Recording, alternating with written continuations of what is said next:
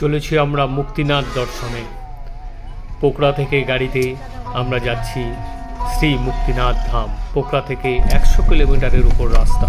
কি ভয়ঙ্কর রাস্তা, কি দুর্গম রাস্তা পার হয়ে আমরা চলেছি মুক্তিনাথ। এই মুহূর্তে আমরা পৌঁছে গেছি কালীগণ্ডকী নদী।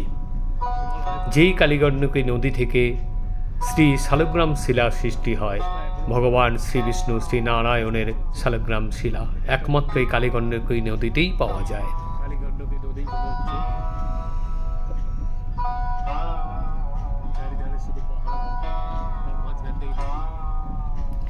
কালীগণ্ডকী নদীর জলের রং একটু কালছে। তোমরা সবাই ঠিক আছে তো? একটু একটু মাথা যন্ত্রণা হচ্ছে মাঝে মাঝে। সে হোক, আবার ঠিক হয়ে যাবে। গরমও লাগছে। আরেকজন মনে হচ্ছে একদম শুয়ে পড়েছে। আমরা মুক্তিনাথ দর্শনে চলেছি পায়ে হেঁটে। যেখানে আমাদের গাড়ি ছিল সেখান থেকে 1/2 কিলোমিটার রাস্তা শ্রী মুক্তিনাথ ধাম। এই পাহাড়ের কোলে অতি সুন্দর দৃশ্য।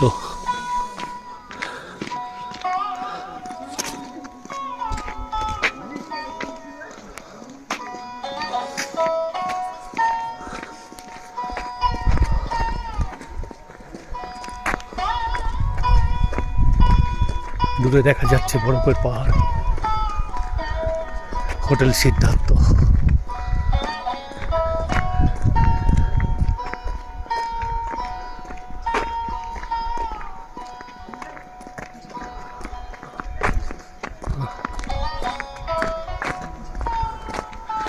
আরে বাপরে, এখানে একটা ব্যাংকও আছে, প্রভু ব্যাংক।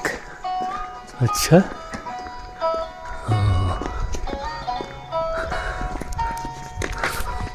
লোক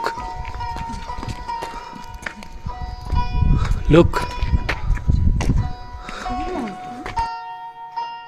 এই 320 সিঁড়ি অতিক্রম করার পথে আমরা এরপরে শ্রী মুক্তিনাথ ধাম পৌঁছাবো। টেম্পারেচার প্লাস 4-5 ডিগ্রি হবে।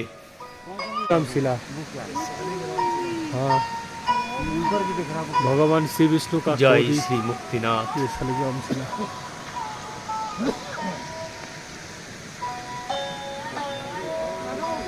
পরিশ্রান্ত, টায়ার্ড হয়ে গেছে সবাই।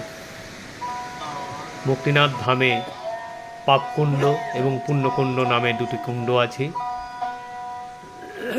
প্রথমে 108 ধারার জল মাথায় নিয়ে তারপর প্রথমে পাপকুণ্ডে স্নান করতে হয়, তারপরে পুণ্যকুণ্ডে স্নান করতে হয়।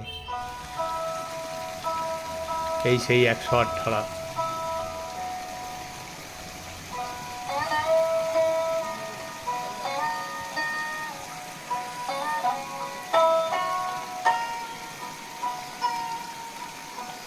আরে সবগুলো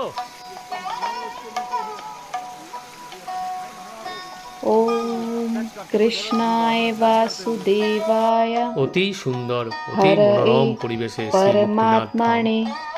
ভয়ঙ্কর রাস্তা অতিক্রম করে আমরা এসে পৌঁছেছি সেই মুক্তিনাথ ধামে। পিছনে দেখা যাচ্ছে একটি পাপকুণ্ড এবং একটি পুণ্যকুণ্ড। এই 2 কুণ্ডে স্নান করতে হয়, তারপরে মুক্তিনাথ দর্শন করতে হয়। এখন বিকেল 4টে। জয় শ্রী মুক্তিনাথ।